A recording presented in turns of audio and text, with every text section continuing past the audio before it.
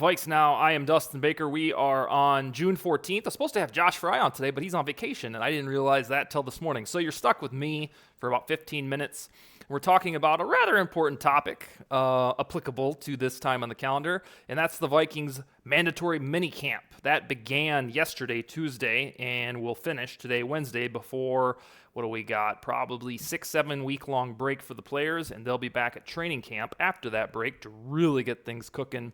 And we are, 87 days, 88 days away from the start of the 2023 regular season. So what I want to walk you guys and gals through is the big takeaways that you should know from day one of minicamp. I won't be around tomorrow, but Friday we'll have Dustin Klug on again. He's been on the show a couple times, 2 or 3.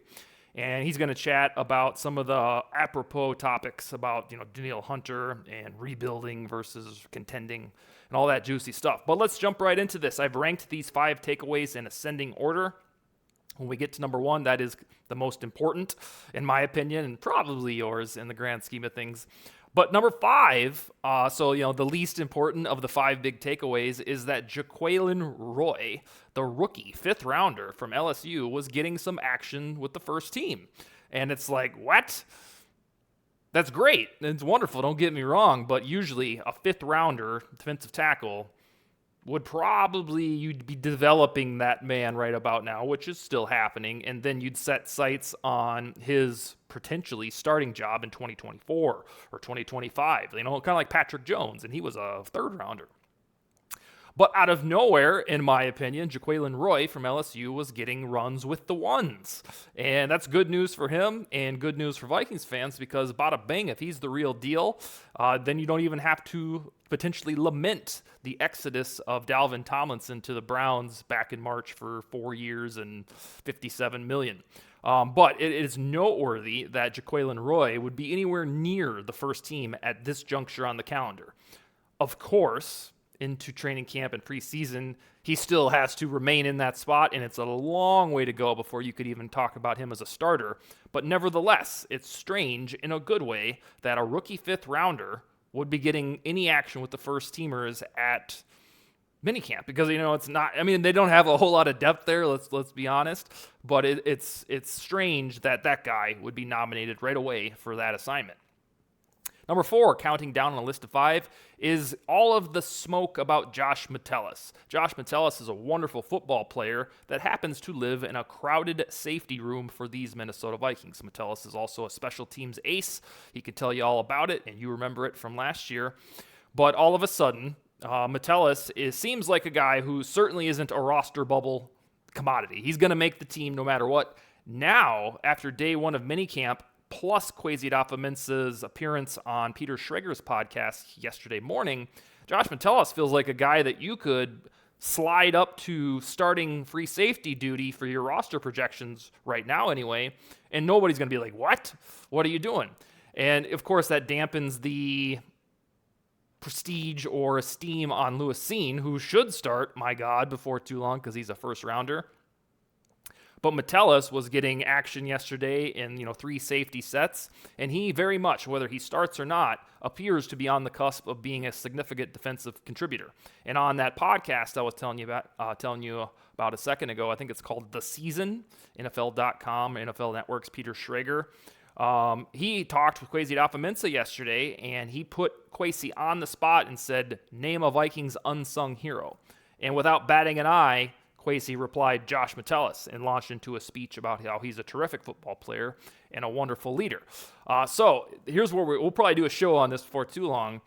After Harrison Smith, who is guaranteed, barring injury, to start at strong safety, you have this large battle brewing between Lewis Cine, who is recovering quite well from his gruesome broken leg last October, and he better start at some point, because if he doesn't, then you have a bust on your hands, which nobody likes. Cameron Bynum was last year's starter, and on paper, he's the incumbent. He should, be the guy until somebody dethrones him. And then you mix in Josh Metellus, who's evidently the unsung hero of the Vikings, who's also getting work, significant first-team work at minicamp. So I think with Metellus being praised by a lot of folks, he's going to have a large role in the Brian Flores defense. Number 3, we're at the Jordan Addison section of minicamp. something happened to Jordan Addison during OTAs. It was considered a minor injury, and they gave us all the coach speak that we're going to take it easy. Well, minicamp arrived yesterday, and he's not doing anything there either. So the conspiracy theorists can run with this, and kind of like Danielle Hunter in 2020 when we were told that he'll be fine when he wasn't. Of course, I won't do that and put that in the same category of Addison and Hunter because Addison probably just has a small tweak.